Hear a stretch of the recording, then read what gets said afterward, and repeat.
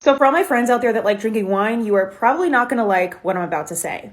And that's that there is no such thing as good for you wine. No matter how we package it or present it or use it as a part of our self-care routine, or even dream about taking a trip to the vineyard, most wines on the market today are highly processed. And they're filled with toxic trace chemicals that can actually cause some pretty serious health risks. So here's a couple of things that you should keep in mind about wine production and what to look out for if you do choose to drink wine. The first thing is that almost all modern vineyards are sprayed with chemicals. One of the most common ones is the weed killer Roundup, and the active ingredient in Roundup is glyphosate. And glyphosate has shown strong associations with a range of diseases, including Parkinson's and certain cancers, which is a little alarming for obvious reasons. Also, as a result of successful lobbying efforts from within the wine industry, wine is the only major food group with no ingredients label. So some wines might contain dozens of toxic additives and we wouldn't even know it. Going off of that, US wine producers can legally and without disclosure use 76 different FDA-approved additives without disclosing any of them on the bottle. And these can include substances like purple coloring dye, fish bladders, sulfur dioxide, and something called dimethyl dicarbonate,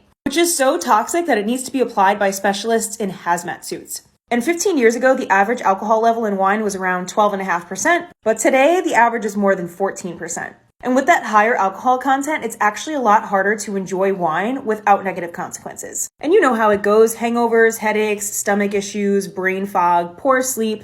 So you're going to want to keep these things in mind as you're reaching for that glass of vino at the end of the day. And if you do continue to decide to drink wine, be a conscious consumer. Think about where it's sourced, research the brand, and do your homework.